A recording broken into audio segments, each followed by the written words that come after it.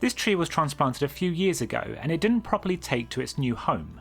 The top died and was cut off and it didn't really bounce back.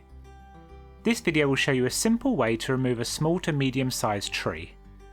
Using a shovel or a spade, start by digging away the soil around the trunk. Dig down until you hit the first large roots.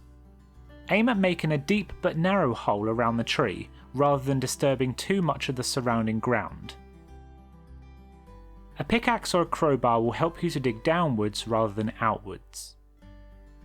Next, give the tree a shake and push it to one side. You'll see the ground raise and lower around the points of the largest roots. There will probably be a few of these. Choose one and expose the root by removing the surrounding soil. A hand trowel will get into the smaller gaps. Once you've exposed the root, cut it using a hand axe, a pickaxe or a crowbar.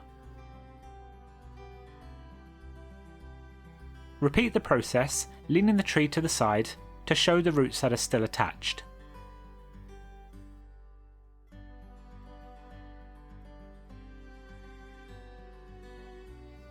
For the smaller roots, if you can get the pickaxe underneath and using your foot, you can snap the roots like so. The more roots you cut away, the further you can lean the tree over, exposing the underside, allowing you to continue to cut away at the roots. And that's got it. As you can see, the tree really didn't take to this area and the roots are still quite small. All that's left to do is to put the soil back in the hole. Any roots left in the ground will break down over time and you don't need to disturb the area by pulling them up.